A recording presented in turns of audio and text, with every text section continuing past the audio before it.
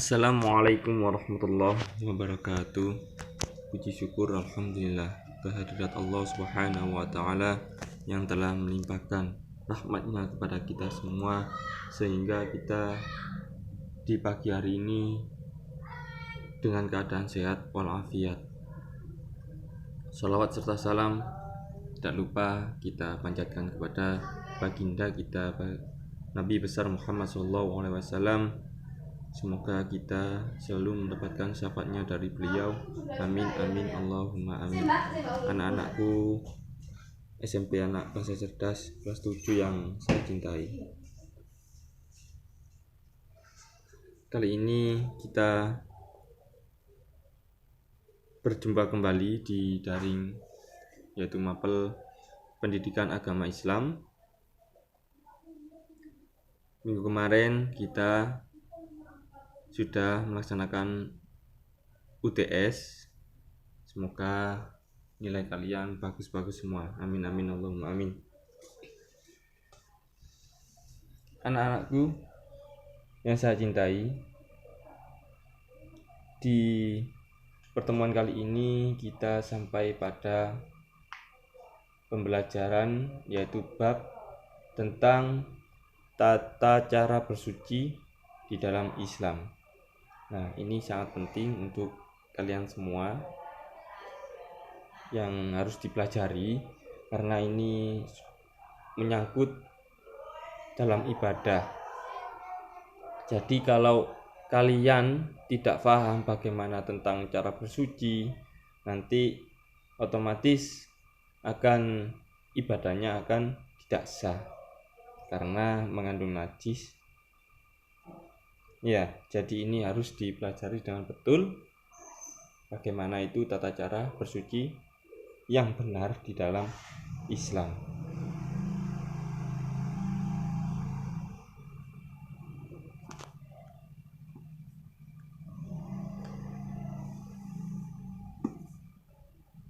Sebelum lebih lanjut lagi, kalian buka LKS buku kalian di halaman 26.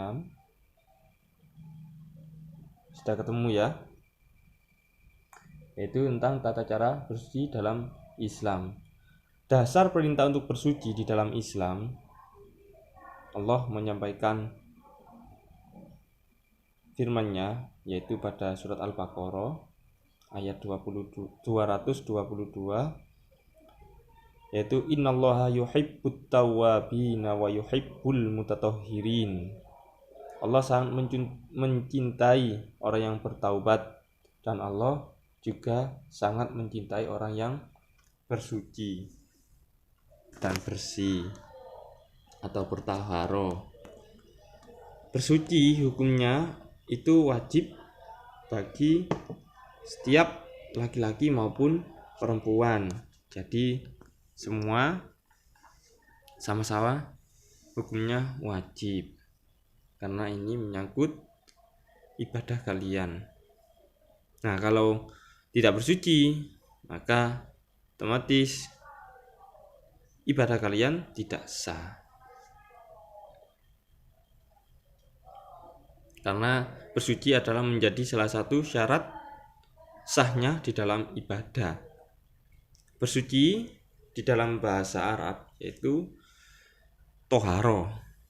Ya, pengertian bersuci dari hadas, baik itu besar maupun kecil, dan bersuci dari najis yang segala sesuatu yang ada di badan, tempat, pakaian, atau benda-benda yang menempel pada tubuh kita di saat beribadah.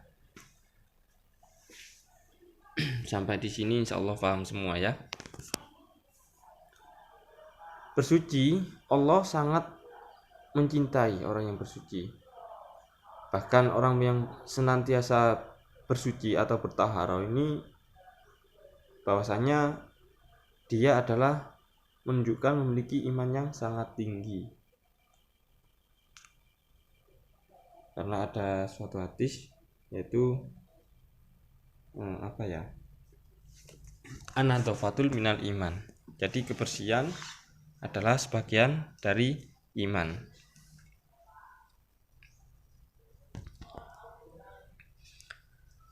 Selanjutnya adalah macam-macam air di dalam bersuci.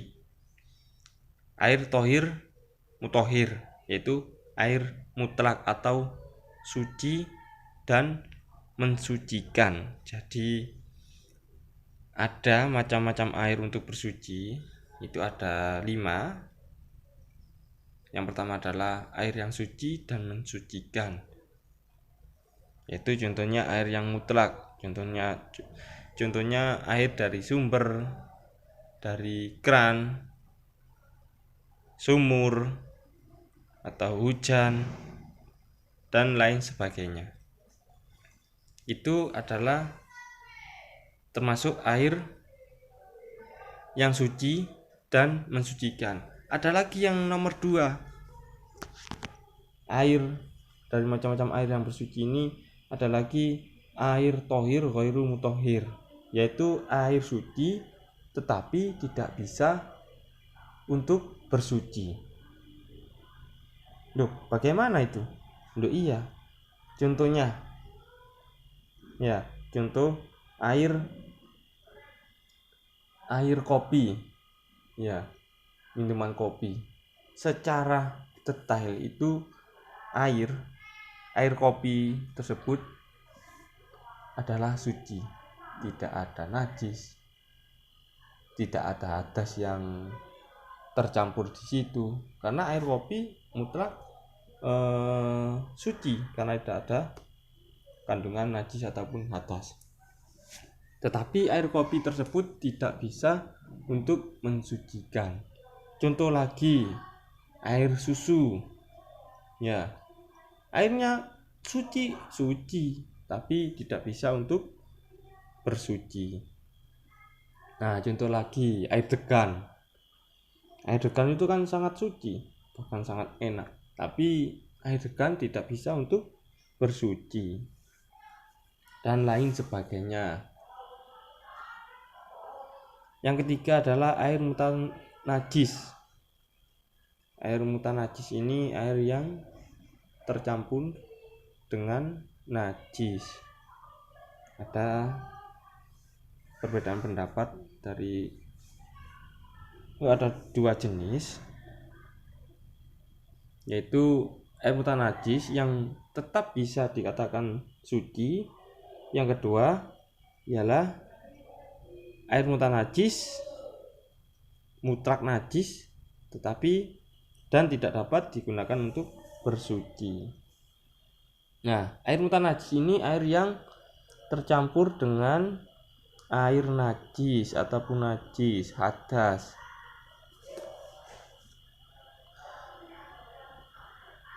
Nah, jika air tersebut tidak sampai 2 kolah, maka dihukumi sebagai air yang mutan najis secara mutlak.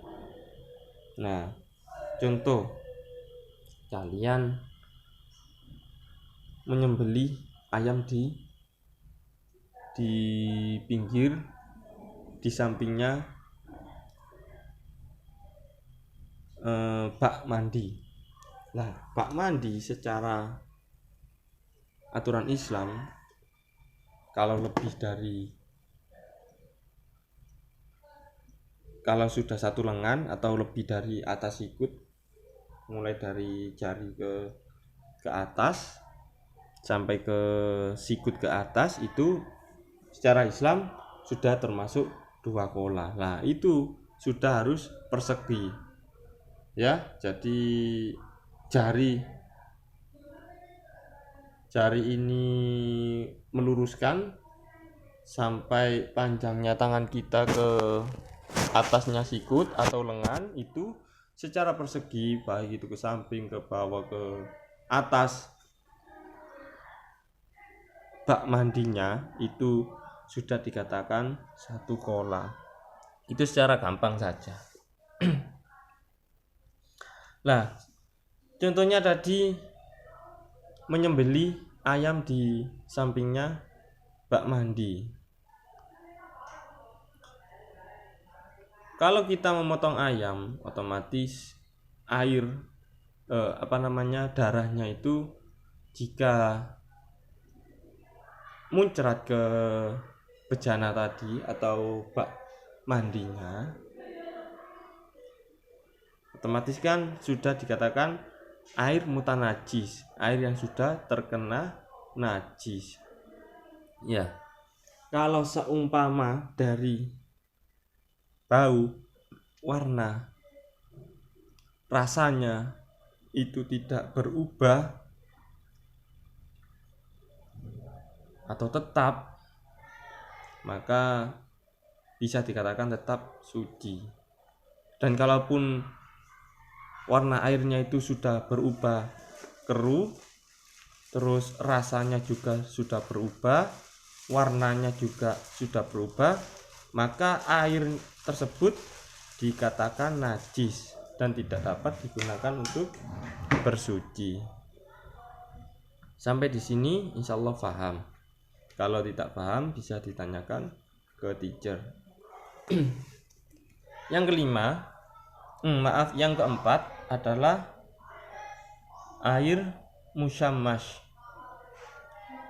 Air musyammash ini air suci, tetapi makruh untuk digunakan untuk bersuci karena air tersebut terkena sengatan matahari, panasnya matahari, sehingga syariat Islam itu khawatir nanti bisa menimbulkan penyakit ataupun menyebabkan belang pada kulit kita. Itu loh, saking apanya syariat Islam itu menjaga umat Islam itu sampai disayangkan. Karena Allah sangat sayang kepada kita, tidak memaksakan. Jadi air mumayyiz ini air yang makruh. Bisa dikatakan atau bisa dicontohkan dengan lain. Air mumayyiz, air yang makruh. Contohnya, kalian bepergian ke kemah seumpamanya ya. Di perkemahan ada danau. Airnya sangat jernih. Tidak tersengat, tidak panas, tidak berbahaya, tidak secara air tidak membahayakan. Tetapi keadaannya di danau itu dikhawatirkan karena nanti ada buaya, ada hewan-hewan yang membahayakan bagi diri kita, maka bisa dikatakan air tersebut air mumayyiz, air yang makruh untuk bersuci. Ya, jadi tidak hanya untuk panas matahari saja, tapi kalau menyebabkan bahaya, kalau ada buaya di danau juga dikatakan mumayyiz. Yang terakhir adalah air mustakmal. Air mustakmal ini air yang bekasnya bersuci atau bekas dari wudhu atau bekas dari mandi.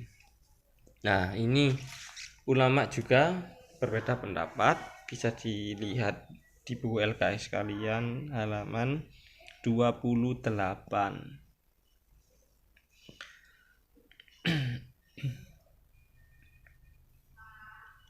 Air mustakmal ini kalau secara warna tidak berubah, ada yang berpendapat ulama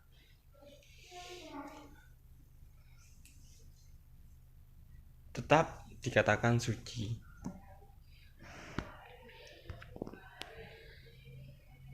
Hadas dan najis. Nah, hadas ya, kita harus bersuci dari hadas dan najis.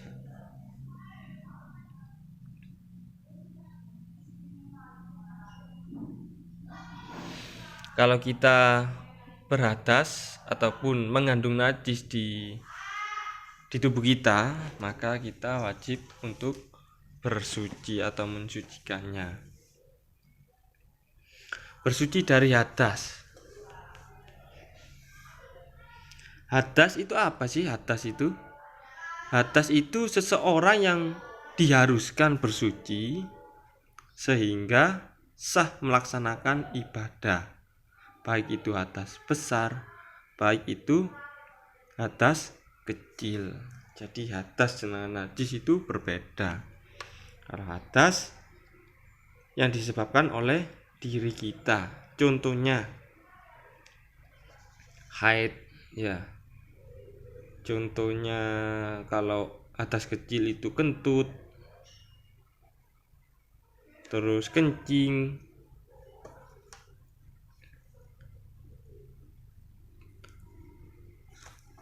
kalau hadas besar contohnya nifas, haid, ya, karena mimpi, keluar mani, dan lain sebagainya. Dan hadas kecil itu bersucinya dengan berwudu. Kalau hadas besar memerlukan bersucinya dengan mandi besar.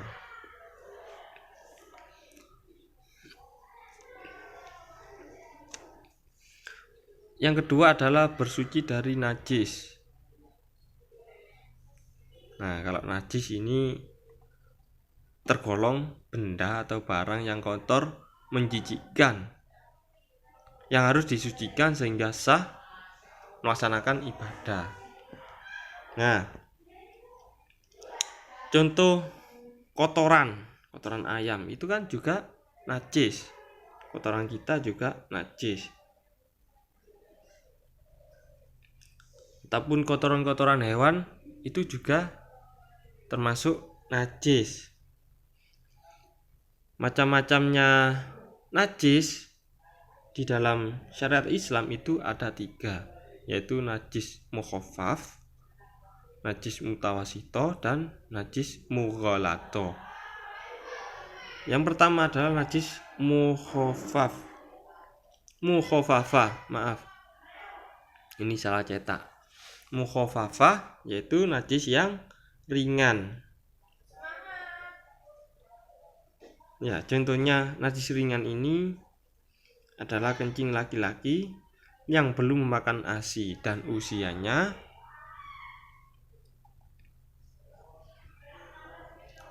di bawah 1 tahun. Nah, nanti cara membersihkannya bagaimana? Cukup memercikkan air pada benda tersebut meskipun tidak dialiri air atau bisa diusap. Yang kedua adalah najis mutawasito, najis yang sedang. Yang ketiga najis mughalato. Nanti bisa kalian pelajari sendiri di rumah ya.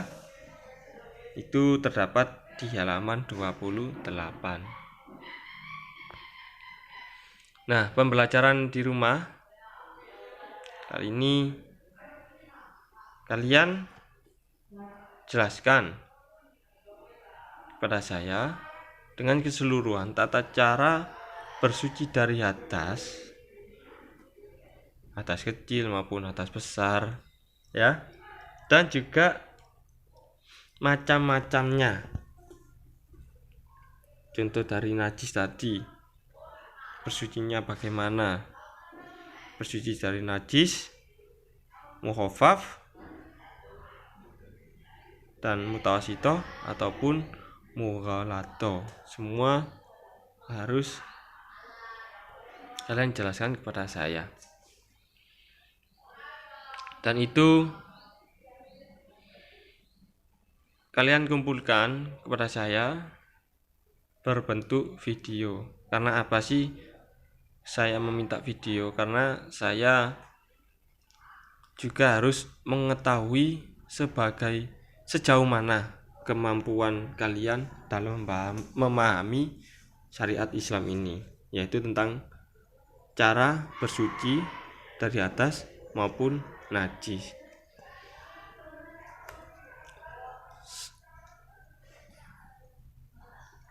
Semoga pembelajaran di pagi hari ini bermanfaat bagi kita semua, dan semoga juga kalian tetap bersemangat belajar di rumah, jangan bosan. Kita juga berdoa bersama semoga wabah ini bisa lekas diangkat oleh Allah Subhanahu wa taala, sehingga kita bisa bersekolah kembali, bertatap muka di sekolahan. Amin amin Allahumma amin. Assalamualaikum warahmatullahi wabarakatuh.